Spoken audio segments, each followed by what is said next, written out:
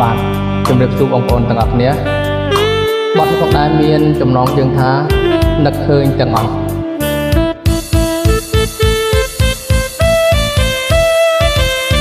នឹកឃើញទាំងអស់ស្រណងគ្រាដែលកូនឡអូននឹងបង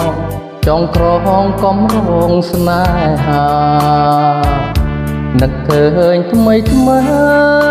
ពេលស្រីគេងកាយហាត់ថាហើយវាចារំថាអូនស្នេហ៍តែបងស្រស់ឡាញ់ហើយសែនអាណិតអាសូរចិត្តអាសូរជីវិតនួនល្អ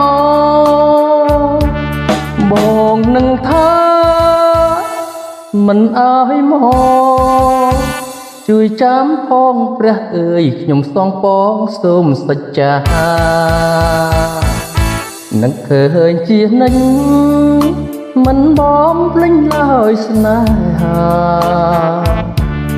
ទុំយ៉ាងណាក៏ខំរាំងសាលោកស្រី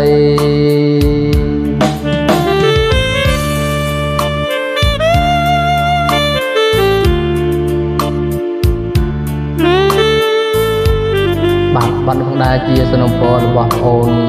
សិទ្ធនៅខេត្តកំពង់ចាម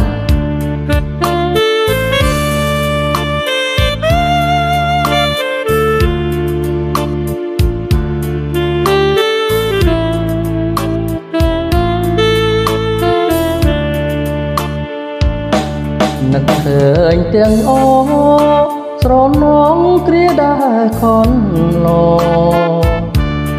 អូននឹងបងចង់ក្រងកំរងស្នេហានឹងឃើញថ្មីថ្មើពេលស្រីគេងកាយហាត់ថាហើយវាចារំថាអូនស្នេហ៍តែបងស្រស់ឡាញ់ហើយសែនអាណិតអាសូរចិត្តអាសូរជីវិតនួនល្អបងនឹងថា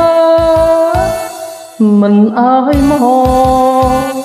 ជួយចាំផងព្រះអើយខ្ញុំសងពងសូមសច្ចា